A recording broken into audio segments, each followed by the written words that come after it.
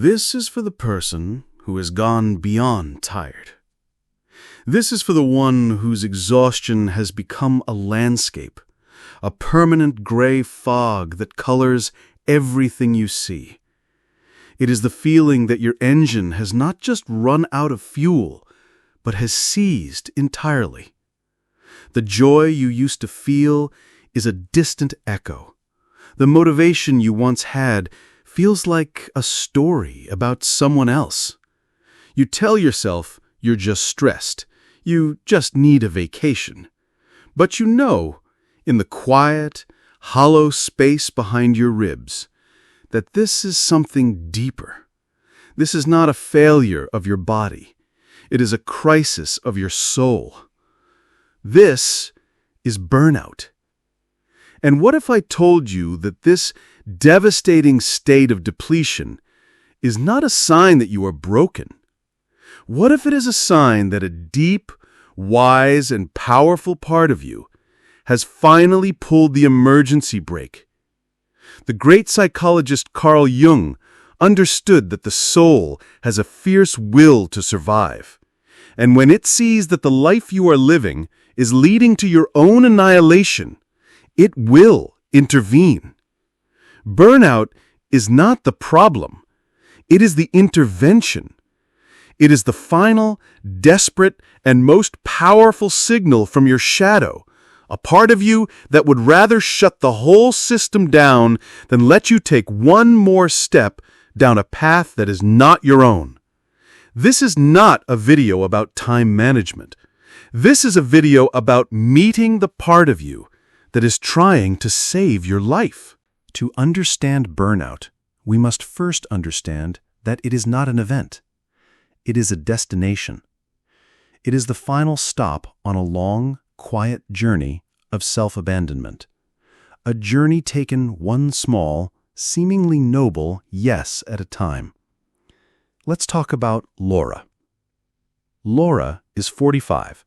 For the last 6 years, she has been the primary caregiver for her mother, who suffers from a chronic illness. Laura loves her mother deeply, and so she took on the role of the devoted daughter. This became her primary identity, her persona. It was a noble mask, one that earned her praise and admiration from family and friends. "You're a saint, Laura," they would say. "I don't know how you do it." In the beginning, the role was manageable. But over the years, the demands grew. The doctor's appointments, the medication schedules, the late-night calls. Slowly, almost imperceptibly, the other parts of Laura began to starve. Laura the painter, her easel gathered dust in the corner. There was never time. Laura the friend. She stopped returning calls because she was too tired to listen to anyone else's problems. Laura the woman. She couldn't remember the last time she did something just for her own pleasure. Her psychic energy, as Carl Jung would call it, was no longer circulating throughout her whole being. It was being funneled with ferocious intensity into one single channel, caregiver. The other archetypes within her, the other vital parts of her soul, were not just being ignored, they were dying. The warning signs were there for years. The resentment that simmered when a sibling called to praise her effort but never to offer help. That was her shadow, her guardian of fairness, sending a signal. She ignored it. The guilt she felt for feeling resentful. That was the prison guard locking her back into her role. She obeyed it. The flashes of anger over small, unrelated things, that was the pressure building in the system. She suppressed it. She told herself the exhaustion was normal. "This is just what you do for family," she would say. But this was no longer normal tiredness. A subtle but profound shift began to happen inside her. She started to feel a strange sense of detachment, even from her mother. The love was still there, but it was buried under a thick layer of numb obligation. This is cynicism, one of the core symptoms of burnout. It is the heart's defense mechanism against perpetual disappointment. Then she started to feel a deep sense of ineffectiveness. No matter how much she did, it never felt like enough. She was working harder than ever, but felt like she was failing at everything. This is the second symptom of burnout. It is the mind's response to an impossible, unsustainable demand on its resources. Finally, the joy was gone. Not just the big joys, but the small ones. The taste of her morning coffee, the beauty of a sunset. Everything was flat, gray. This is the final stage, the soul death. It is the point at which the psyche, having had all its warnings ignored, decides that the only way to survive is to stop feeling altogether. The breaking point came on a Tuesday afternoon. Her mother's doctor called with a routine update, and Laura couldn't understand the words. It was like listening to a foreign language. Her brain simply refused to process the information. She felt a profound sense of confusion, a cognitive fog so thick she couldn't see through it. She hung up the phone and sat down on the floor of her kitchen and did not move for an hour. It was not a conscious decision. Her system had executed an emergency shutdown. This was not a moral failure. This was not a lack of love or a failure of character. This was a biological and psychological inevitability. Her shadow, the deep, instinctual, self-preserving part of her, had finally staged a coup. It had recognized that the ruling persona, the devoted daughter, was driving the entire kingdom off a cliff. And so it pulled the emergency brake. It shut down the engine. It plunged the kingdom into darkness and silence because darkness and silence were safer than continuing down the path of total self-annihilation. The emptiness, the confusion, the inability to function that Laura experienced was not the sickness. It was the brutal, terrifying, and ultimately life-saving medicine. It was her shadow's final, desperate act of love. It was a voice that said, "Enough. This life you are living is no longer sustainable. It is killing the very soul it is meant to serve. We will stop here. We will not move again until we find a new way to live." To see burnout as an act of love from your shadow is a radical shift in perspective.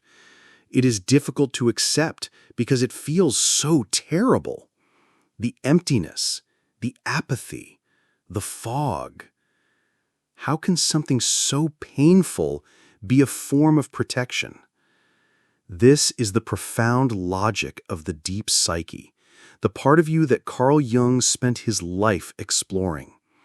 Your conscious mind, your ego, thinks in terms of productivity, responsibility, and what should be done. It will run the engine until it melts. It will sacrifice the driver for the sake of the destination.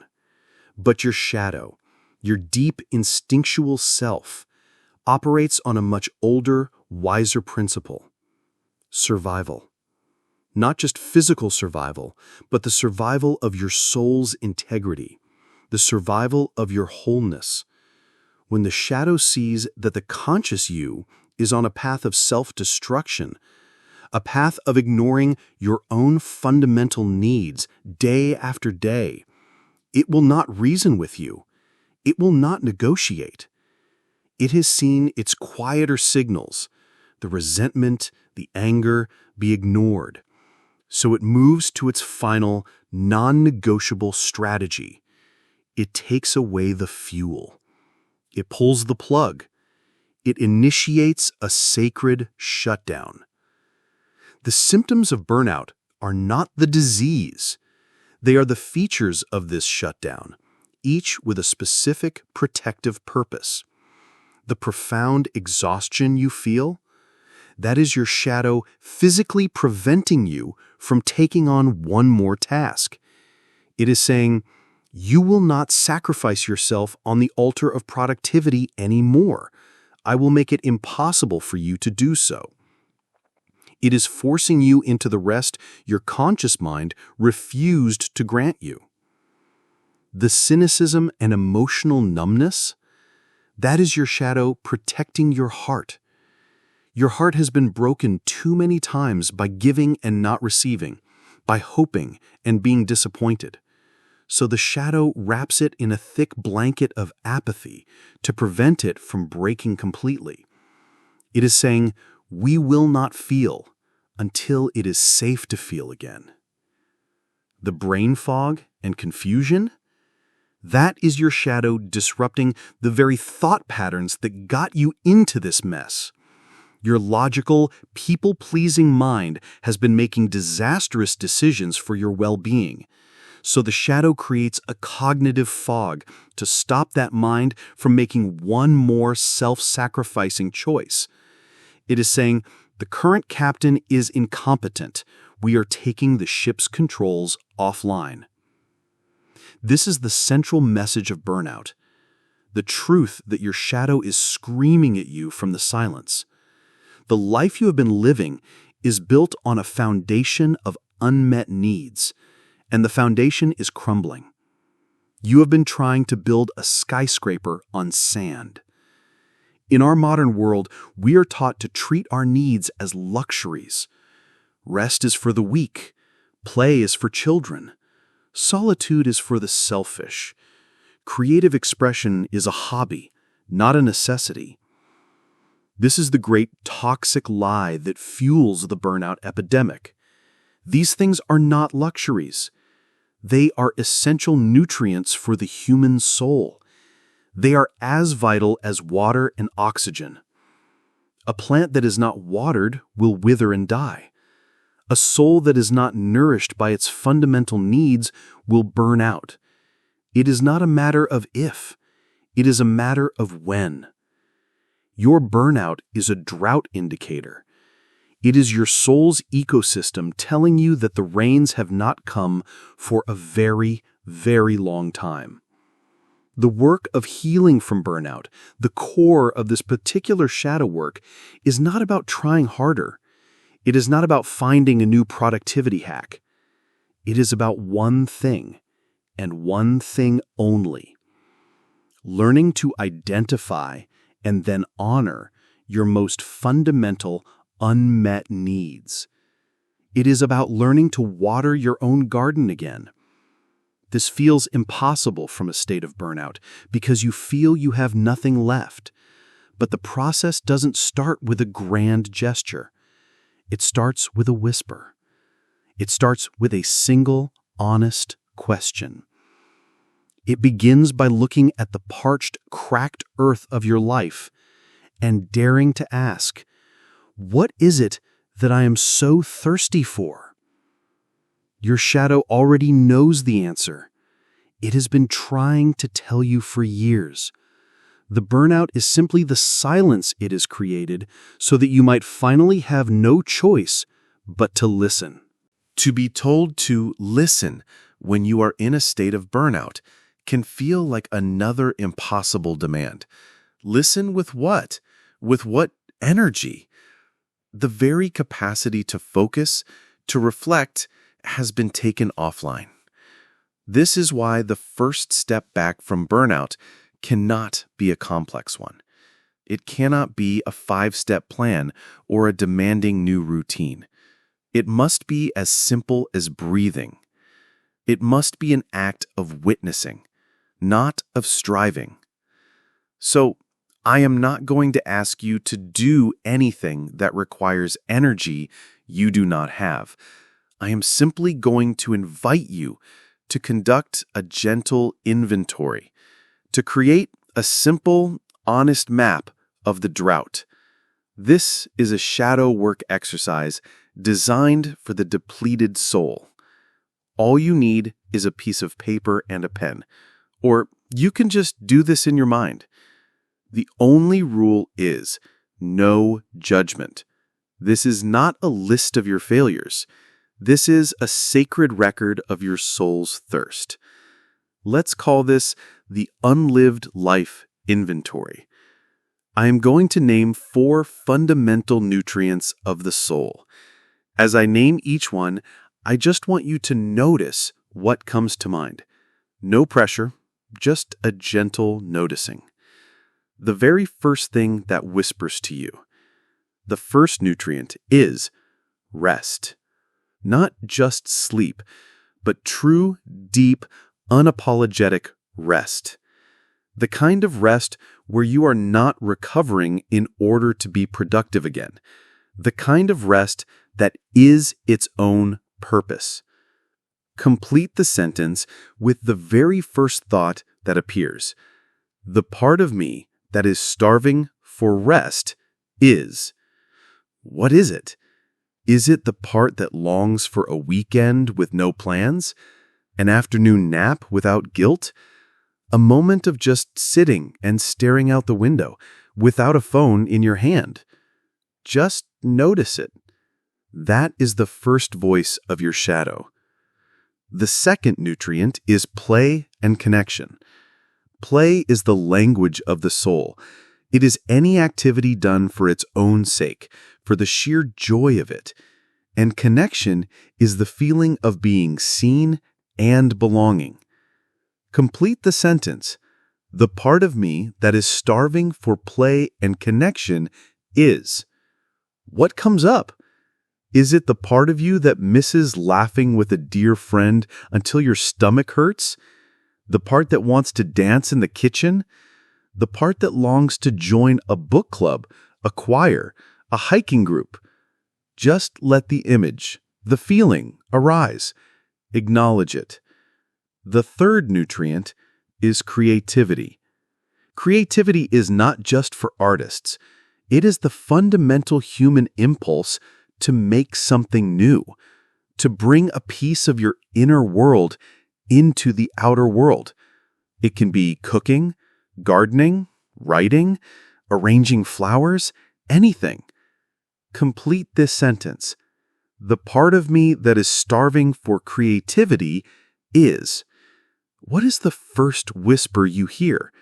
Is it the part that misses journaling? The part that wants to get its hands dirty in the garden? The part that has a story to tell, a song to sing, a room to redecorate? Don't dismiss it as frivolous. This is a vital, life-giving force.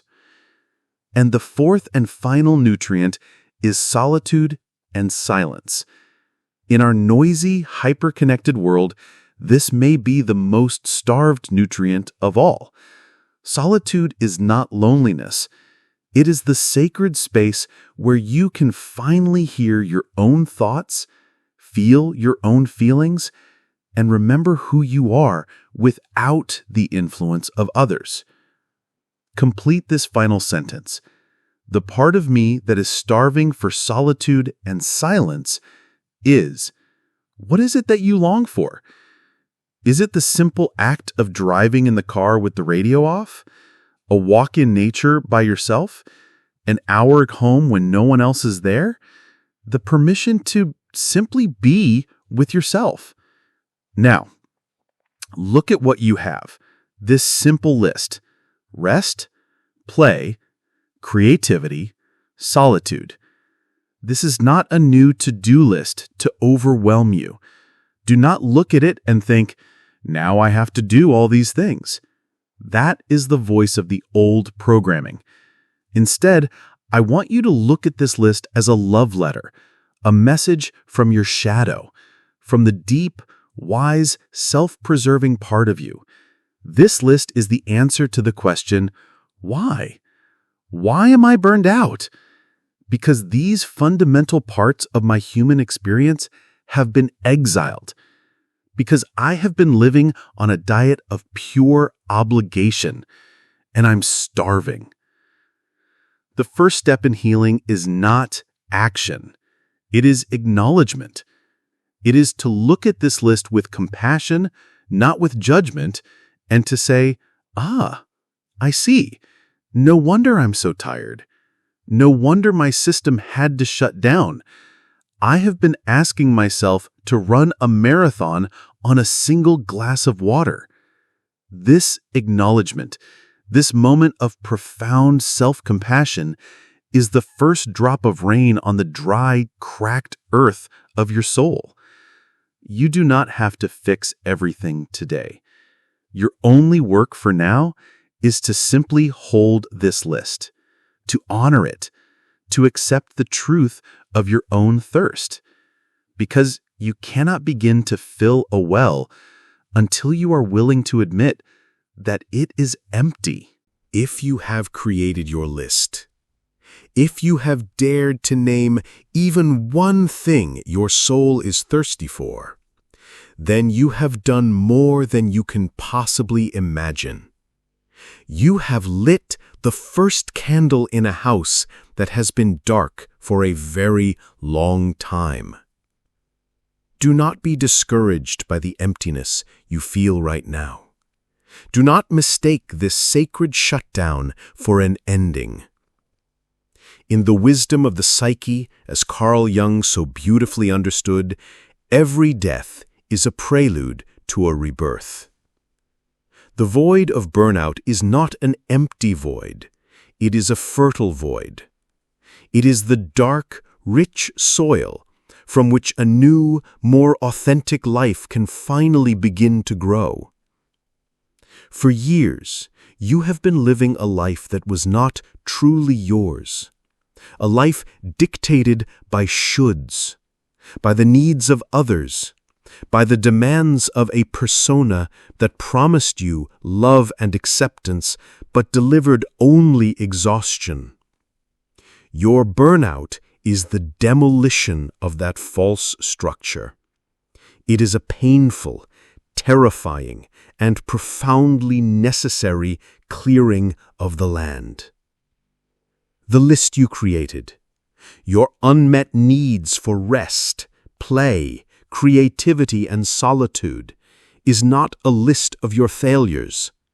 It is the blueprint for your new home, the true home for your soul. The work ahead is not to fix your burnout. You cannot fix a season. You can only move through it. The work ahead is to begin, slowly, gently, to plant the seeds from your list into this newly cleared ground. This is the essence of shadow work in the face of burnout. It is the act of turning your attention away from what you should be doing and turning it with radical compassion towards what your soul is actually starving for. It is the beginning of a profound shift in loyalty, away from the demands of the outer world and towards the sacred whispers of your inner world. This is a quiet revolution. It will not be loud or dramatic. It may look like saying no to one small request. It may look like scheduling 10 minutes to sit in silence. It may look like buying a box of crayons and scribbling on a page. These are not small acts. In the economy of the soul, they are monumental. They are the first drops of rain. So, I invite you to honor this process and to honor each other. In the comments below, I want you to share just one word. One word from your inventory. What is the one thing that is exhausting you the most by its absence? Is it rest, play, silence? Let's create a collective testament to our shared thirst. By naming it, we make it real. By sharing it, we know we are not alone in the drought. And as we begin to acknowledge this thirst, as we start to see the blueprint for our new home, the next logical question arises. How do we begin to build it? How do we make space for these needs in a life that already feels too full? In our next video, we will address this directly.